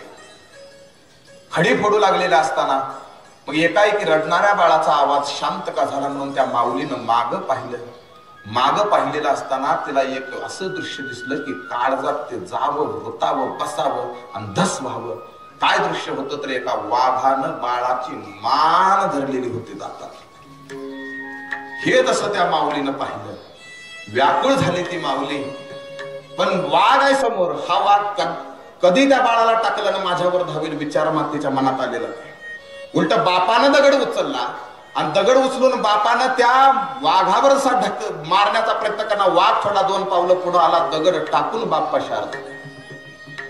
पण आई पुढे धावली. आईनं बाळाच्या मांड्या धरल्या. ज्या अर्थी त्या वाघाचा दात मानेत रुतलेला होता आणि बाळाचा आवाज बंद झालेला होता त्या अर्थी मुलं जिवंत असेल का मेलेला असेल होते. पण आईच्या अंतकरणातला भाव आहे मढ जरी का असलं तरी ते माझं आहे. ते माझं मला परत कर म्हणून मांड्या बाळाच्या तिनं पाय धरले आपल्या हातामध्ये. पाय माऊलीनं आपल्या हातामध्ये धरले. वाघ सोडायला तयार नाही. शेवटी हा वाघाच्या अंतकरणात काय मला घाबरत नाही मला पाहून पळून जात नाही. पण त्याला काय माहिती माऊली म्हणजे काय असते ती. त्याला काय माहिती आई म्हणजे काय असते ती. जनावर सुद्धा महाराज जर एखाद्या वस्तूला जर चाटत असले ना हे त्याला नंतर कळालं. जनावर सुद्धा एखाद्या वस्तूला जर चाटू लागले तर चाटत असताना जनावरांची जीभ काटेरी असते. महाराज हाडाला लागलेलं मांस जनावर असं पार खरडून खात असतात. कशी जीभ असेल त्यांची. पण तीच जनावर ज्या वेळेला पिल्लांना चाटतात ना त्यावेळेला ते काटे कुठं जातात ते काटे कसे टोचत नाही त्या बाळांना हे कळत नाही. पशूंना सुद्धा कळालं की ही आई आहे. ही आई आहे ह्याच्या स्वाधीन हिचा पुत्र मी करावा. आणि तो वाघ तसाच त्या माता माऊलीच्या पुढे आहे. आणि ती माता बालकाला मांडीवर घेऊन वाघा पुढे रडते. ही आई आहे. आणि त्या आईला हा हिरण्यकशिपू सांगतोय की तुझ्या हातात विषाचा प्याला घ्यायचा आणि या मुलाला द्यायचा. तयार झाली नाही. पण पतिव्रत धर्माची तिनं मधी अशी अट घातली. सर्वश्रेष्ठ धर्म कोणता आहे न्यायाला वागतेस ना तू. नारदाच्या ऋषीमध्ये जर तू आलेली आहेस तर तुला माहित नाही पतिव्रत धर्म कोणता आहे. पती हाच नारीसाठी सर्वश्रेष्ठ असतो. इतर कोणताही देवाज्ञा समज. पतीची आज्ञा म्हणजे देवाज्ञा समज. आणि मग पती आज्ञेपुढे ती नतमस्तक झाली. मग विषाचा प्याला घेतला. विषाचा पाला कयाधून घेतलेला आहे ना उदार अंतकरणानं महाराज. मग ते विषाचा पाला घेऊन डोळ्यात अश्रू तिच्या वाहतात. प्रल्हादानं विचारलं त्याही दूध पाजत असताना कधी रडत नाहीस आणि आज का रडतेस म्हणून त्यावेळेला सांगितलं की हे दूध नसून तुझं मरण आहे बाळा.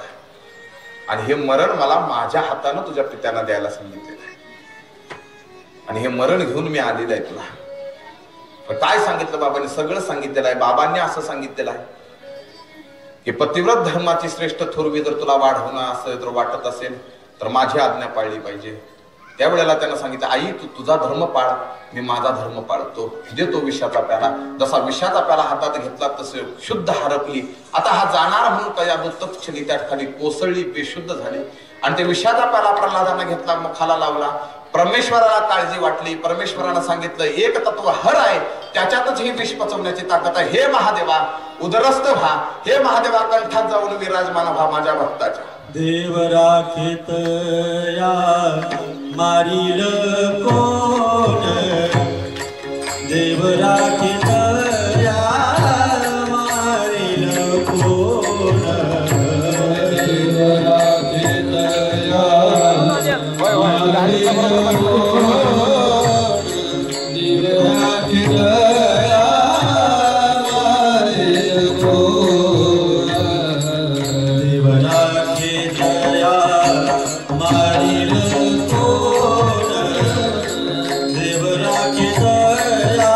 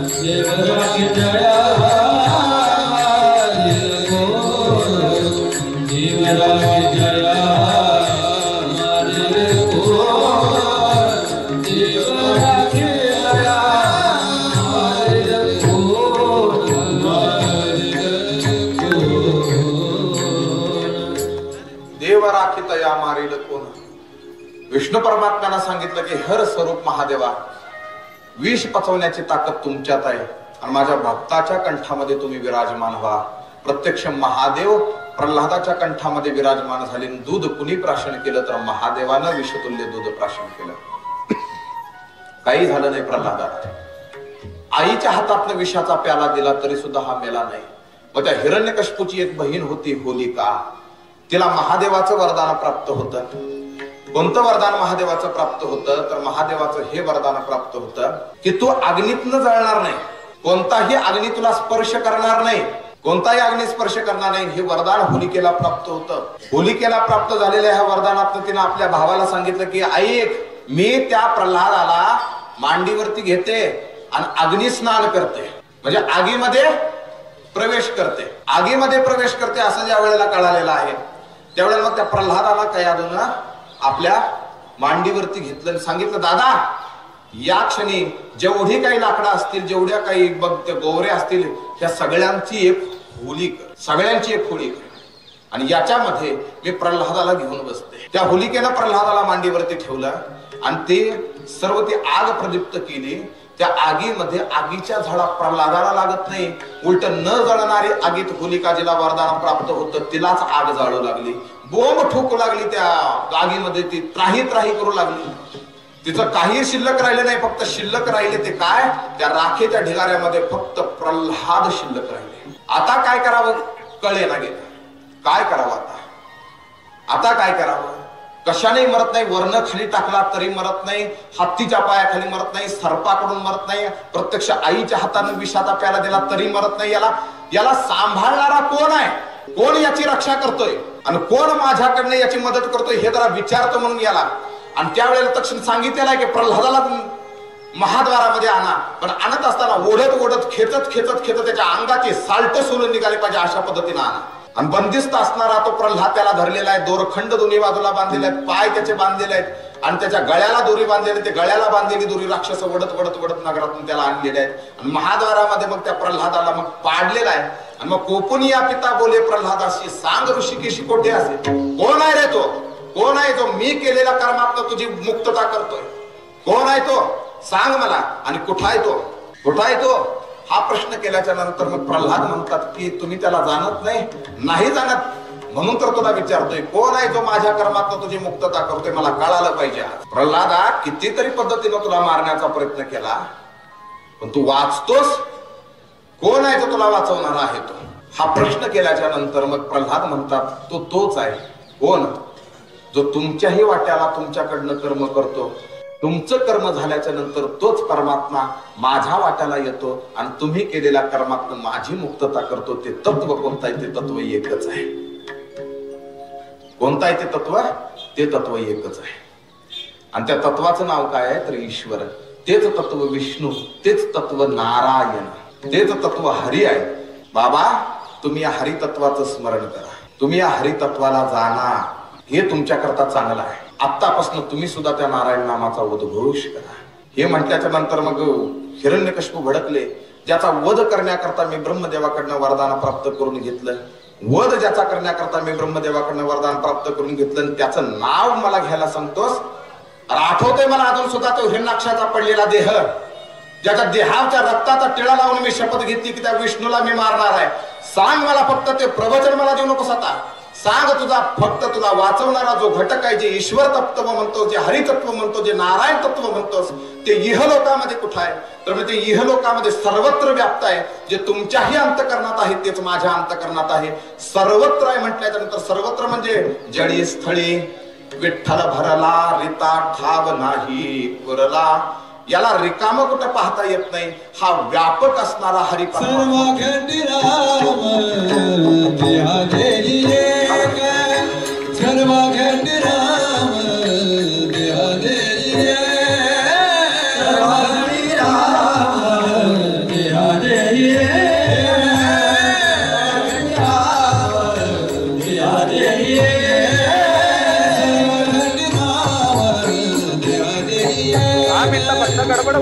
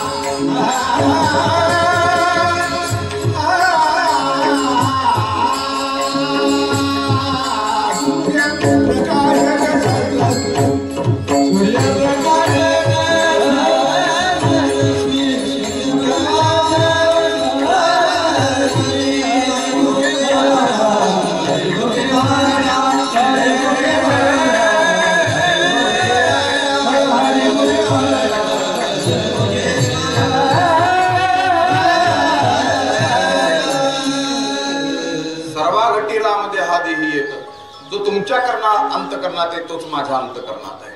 कुठं आहे तो परमात्मा? तर तो सर्व ठिकाणी आहे. सर्व ठिकाणी म्हणजे तो सजीवात आहे आणि निर्जीवामध्ये सुद्धा आहे. सजीवामध्ये निर्जीवामध्ये समोर खांब दिसलेला आहे.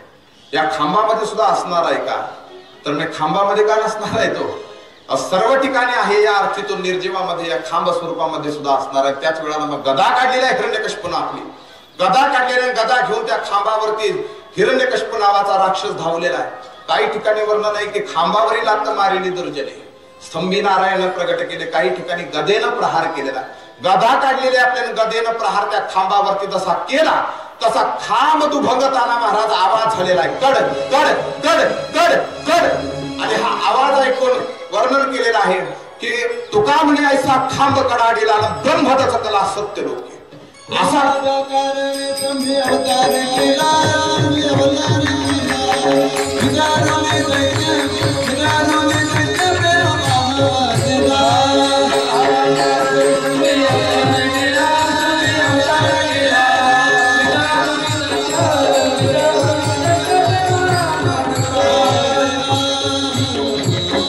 स्तंभ दुभंगला. ब्रह्मदेव दचकला. सत्यलोकामध्ये कशाचा आवाज झाला? स्तंभ दुभंगला. स्तंभामध्ये चतुर्भुज असणारा नरसिंह परमात्मा प्रगट झाला. बोलिये श्री नरसिंह भगवान की. बोलिये श्री नरसिंह भगवान की. नरसिंह प्रगट झाला. आणि प्रगट झाल्यानंतर हिरण्यकश्यप म्हणतो कोण? हा पशुतुल्य असणारा धड मानव म्हणता येत नाही का? जीव म्हणता येत नाही याला का? देव म्हणता येत नाही. हा कोण आहे? तुझा रक्षण करणारा परमात्मा. गदा घेऊन धावलेला दोघांचं घनघोर युद्ध झालेलं आहे. आणि देवांच्या दानवांच्या युद्धामध्ये मग शेवटी हिरण्यकश्यपूची गदेचं तुकडे तुकडे केलेले आहेत. हिरण्यकश्यपूला उचललेला आहे आणि मध्यान्ह ठिकाणी त्या नगराच्या त्याच्या असलेल्या राजवाड्याच्या उंबरावरती आणून हिरण्यकश्यपूला मांडीवर दाबला. आणि दाबल्याच्या नंतर हिरण्यकश्यपूच्या मुखाकडे पाहून भगवंत म्हणत आहे बघ, दोन्ही डोळे उघडून बघ. विधात्यानं जे तुला वरदान दिलेलं होतं त्या वरदानाची मी रक्षा करतोय. काय मागितलं होतं? आत आणि बाहेर. आतही नाहीस तू, बाहेरही नाहीस तू, मध्यान नाहीस, उंबरठ्यावर आहेस, वर नाहीस, खाली नाहीस, तू माझ्या मांडीवरती आहेस. अस्त्रानं नाही, शस्त्रानं नाही, मी माझ्या नखानं तुला मारणार आहे. तू सजीवाकडनं मरणार नाहीस, निर्जीवाकडनं मरणार नाही. महाराज ही नख सजीवही म्हणता येत नाही, निर्जीवही म्हणता येत. याच्याकडनं तू मरणार आहेस. मी बघ, मी पशु आहे, मी देव आहे, दानव आहे, नर आहे का नारी आहे? मला सांग कोण आहे मी? या कुणाच्याही मध्ये मी मोडत नाही. मी नर सिंह आहे. आणि विधात्यानं दिलेले वरदान बघ. हा जो मास चालू आहे ना, हा अधिक मास चालू आहे. 12 महिन्यातला एकही महिन्याने तुझ्या करता हा अधिक मास उत्पन्न केलेला आहे. ब्रह्मदेवानं दिलेल्या विधात्यानं दिलेल्या वरदानाची रक्षा करून हिरण्यकश्यपो माझ्या भक्ताला छळत्या कारणाला मी तुझा प्राण घेत आहे. म्हणून ते नख घुसवलेल्या त्या नखाच्या माध्यमातून हिरण्यकश्यप असा फाडला. फाडल्यानंतर हिरण्यकश्यपूचा जीव गेला. तरी सुद्धा भगवंत एवढे क्रोधायमान झाले, त्याच्या आतडी सगळे असे वेचू लागले सगळे आतडी की माझ्या भक्ताला छळणारा, माझ्या भक्ताला हिरण्यकश्यप कुठं आहे? तो कुठं आहे? रक्त त्याचं उधळू लागले, त्याच्या आतडी उधळू लागले. भागवतात असंच वर्णन आहे. आतडी सगळी उधळू लागले, रक्त उधळू लागले. माझ्या भक्ताला छळतो, प्रल्हादासारख्या भक्ताला छळतो. एवढे क्रोधायमान झाले. ब्रह्मदेव समोर आले, देवा शांत व्हा. शंकर परमात्मा समोर आले, भगवंता शांत व्हा. पत्नी समोर आली लक्ष्मी माता, तरी शांत झाले नाहीत. मग शेवटी म्हणते ज्याच्या करता अवतार झालेला आहे त्याला पुढे पाठवा, कदाचित शांत होतील. प्रल्हादाला सांगितलेलं आहे. तेच प्रल्हाद म्हणजे जगद्गुरु तुकोबा आहेत बरं का. तेच प्रल्हादाला सांगितलेलं आहे की तुमच्या करता भगवंत आलेला. त्यांनी शक्ती फक्त प्रल्हाद भक्तराज तुमच्यात आहे. तुम्ही भगवंताला शांत करा. जो पत्नीच्यानं शांत होत नाही, जो शिवाच्यानं शांत होत नाही, जो ब्रह्माच्यानं शांत होत नाही, जो इंद्रादिक देवतांच्यानं शांत होत नाही, प्रल्हाद समोर गेले आणि भगवंताच्या पायावरती लोटांगण केलेलं आहे. भगवंताच्या पायावरती जसं लोटांगण दिलं, पाहिलेलं आहे. कोण माझ्या पायाला स्पर्श केला? कोमल असणारा स्पर्श जाणवला आणि प्रल्हादानं स्पर्श केला. महाराज त्या सिंहाच्या रूपात असणाऱ्या त्या परमात्म्यानं प्रल्हादाला मांडीवर बसवला आणि आपल्या जिभेनं प्रल्हादाचं संपूर्ण अंग भगवंत चाटू लागले प्रल्हादाचं संपूर्ण अंग. प्रल्हादा काय मागायचंय? या प्रसंगी मागून घे. प्रल्हादानं सांगितलं बालवेशामध्ये, मला मागायचं काय नाही देवा, काही मला मागायचं नाही. फक्त एक अंतकरणात माझ्या इच्छा आहे. कोणती इच्छा आहे? की माझ्या हे जे वडील आहेत ना, ज्यांना तुम्ही आता फाडलंय, त्यांच्या अधोगती मात्र होता कामा नये. भगवंताला सांगितलेलं. भगवंत म्हणतात अधोगती? अरे प्रल्हादा, तुझ्यासारखं रत्न ज्यानं उत्पन्न केलं, बीज याचंच आहे ना, ज्यानं उत्पन्न केलं त्याच्या अधोगती होईल का रे? हेच माझा द्वारपाल आहे, याची सद्गती मी झालेली आहे. तू याची काळजी करू नको, पण माझ्या इच्छेकरता एक वरदान माग. आणि वरदान कोणतं मागितलेलं आहे? प्रल्हाद म्हटलेला आहे की भगवंता, मला जर तुम्हाला देण्याची काही इच्छा असेल तर एकच द्या. काय द्या? बघा, मागण्याची आशा हे भगवंत मागा मागा म्हणतोय, तेच तुकोबा आहे. मागत नाहीत बरं का, मागा मागा म्हणतात तरी मागत नाहीत. पण भगवंताचा हट्ट आहे की काहीतरी माझ्याकडे मागा, मी तुम्हाला देणार आहे भक्तराज. आणि प्रल्हादानं मागणं मागितलं की भगवंता द्यायची इच्छा असेल तर एवढंच द्या. काय द्या? की मला पुन्हा कुणाकडं काही मागायची इच्छा होऊ नये. तिन्ही त्रिभुवनी आम्ही वैभवाचे धनी, तुका म्हणे करी ब्रह्मांड ठेंगणेन, हात पसरी जिने धिक्क त्याचे. भगवंता आम्हाला काही नको, फक्त एकच दे की कुणाकडं मागण्याची इच्छा आमच्या अंतकरणामध्ये उत्पन्न होऊ नये. आणि हेच जगद्गुरु तुकोबारांच्या स्वरूपातले प्रथम अवतार म्हणजे प्रल्हाद स्वरूप आहे. आणि हे प्रल्हाद चरित्र या ठिकाणी आता विसावा घेतंय.